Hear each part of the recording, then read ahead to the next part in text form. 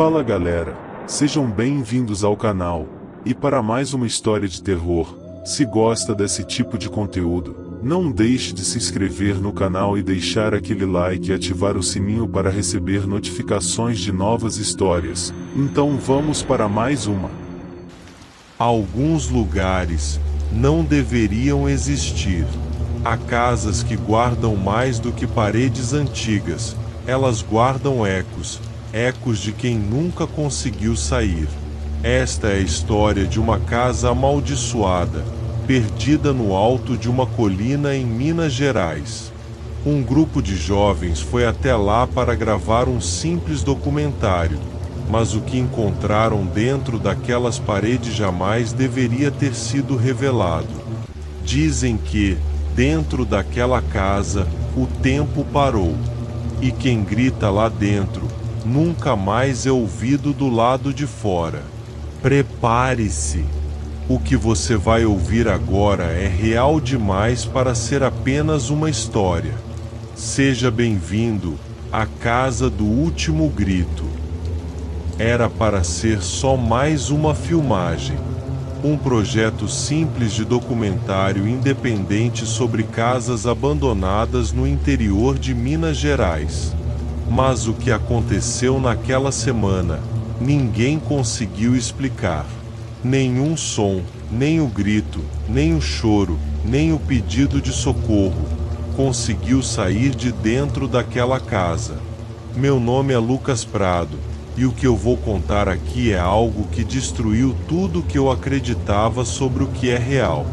Eu perdi amigos, perdi a sanidade, talvez tenha perdido algo muito pior, a noção do que é estar vivo.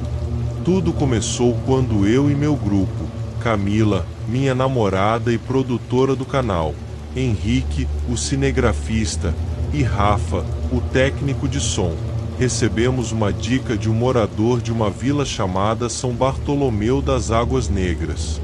Segundo ele, havia uma casa antiga na Estrada Velha, conhecida como a Casa do Último Grito. O nome vinha de uma lenda local. Diziam que qualquer pessoa que entrasse lá acabava presa no eco do próprio grito. Parecia superstição, perfeito para render visualizações no nosso canal de exploração urbana. Pegamos o carro e partimos no fim da tarde. A estrada de terra era estreita, coberta por névoa, e a cada curva parecia que o mundo ia desaparecendo atrás da gente. As árvores se inclinavam sobre a estrada como se tentassem esconder o caminho. O GPS parou de funcionar a 12 quilômetros da vila. Foi quando vimos a casa pela primeira vez. Ela estava isolada, sobre uma colina coberta de mato. As janelas estavam seladas com tábuas, o telhado caindo aos pedaços, e o portão de ferro completamente enferrujado. Mas havia algo errado. Todas as portas estavam trancadas por dentro.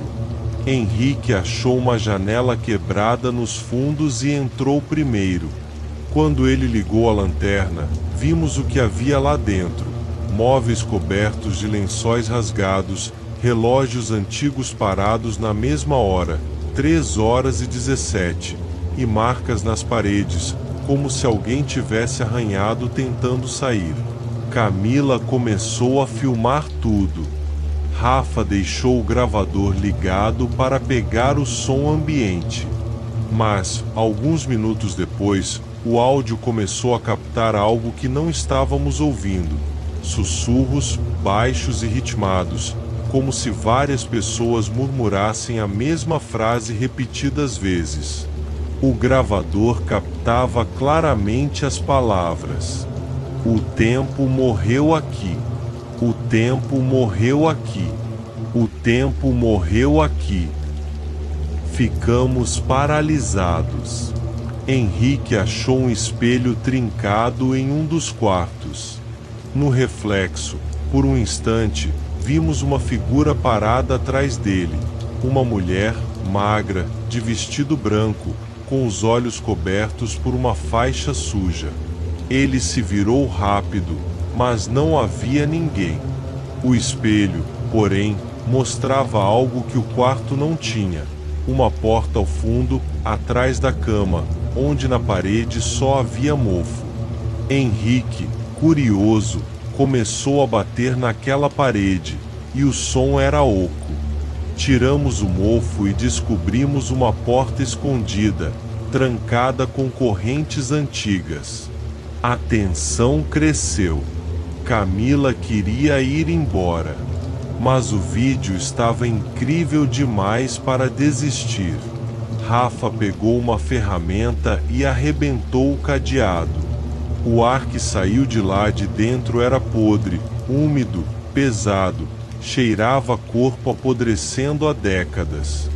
Descemos por uma escada estreita até um porão, e lá embaixo encontramos algo que nenhum de nós esqueceu: um círculo de ossos humanos, com velas ainda inteiras e um espelho no centro.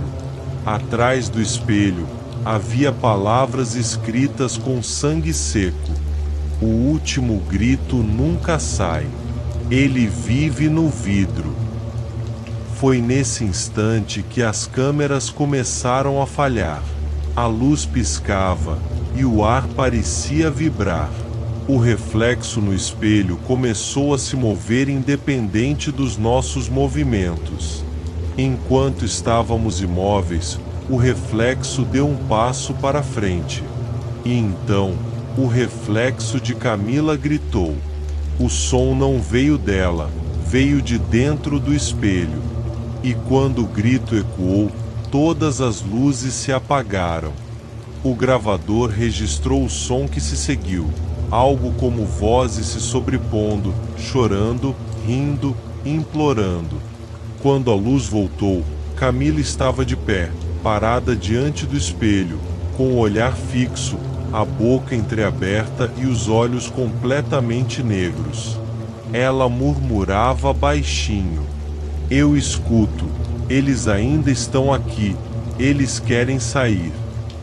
Tentamos tirá-la dali à força, mas o espelho começou a vibrar como se fosse líquido. Henrique o quebrou com um chute, e foi o pior erro da nossa vida. Do vidro quebrado saiu uma massa escura, densa, como fumaça viva, que se espalhou pelo porão. As vozes se tornaram gritos distorcidos, e a temperatura caiu bruscamente.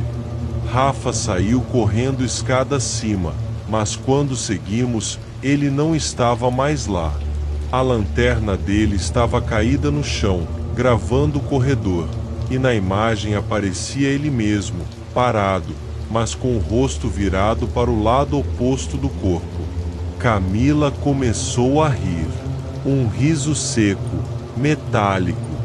Ela repetia a frase: o tempo morreu aqui, enquanto as veias do rosto dela iam ficando pretas.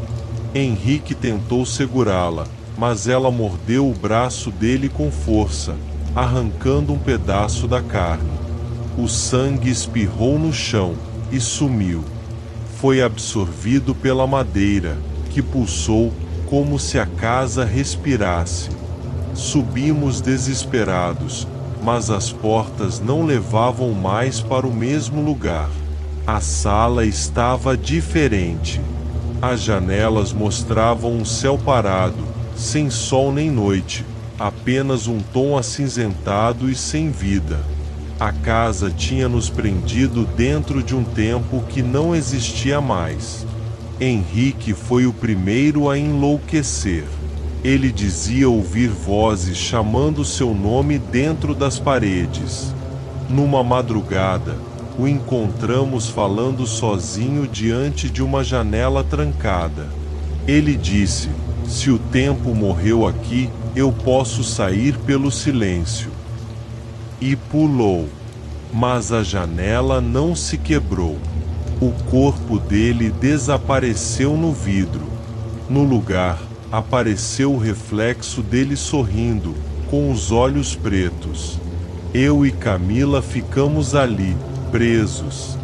sem comida, sem luz, sem noção do tempo. Cada espelho da casa começou a mostrar momentos diferentes da gente, como se o reflexo vivesse antes de nós. Certa noite, vi meu reflexo se aproximar sozinho.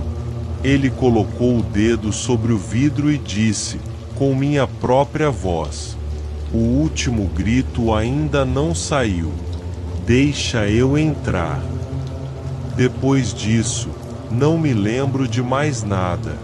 Quando acordei, estava no mato, a alguns metros da estrada. As filmagens estavam intactas na câmera, mas nenhum rosto aparecia nos vídeos. Somente sombras. A polícia procurou Camila e Rafa por meses. Nunca encontraram corpos. Mas, na delegacia, me mostraram uma coisa: a filmagem final do porão. No vídeo, eu apareço olhando para o espelho quebrado. Atrás de mim, Camila segura a câmera e sussurra algo no meu ouvido. Mas quando ampliaram a imagem, perceberam que Camila não estava ali. Era o reflexo dela, gravando do outro lado do vidro. Desde então, todos os dias às 3h17, eu acordo com o som do gravador ligando sozinho. E sempre escuto o mesmo sussurro vindo do canto do quarto. O tempo morre. O aqui. E agora, você também. Fim. Se gostou, deixa o like e compartilha. E não esqueça de se inscrever no canal.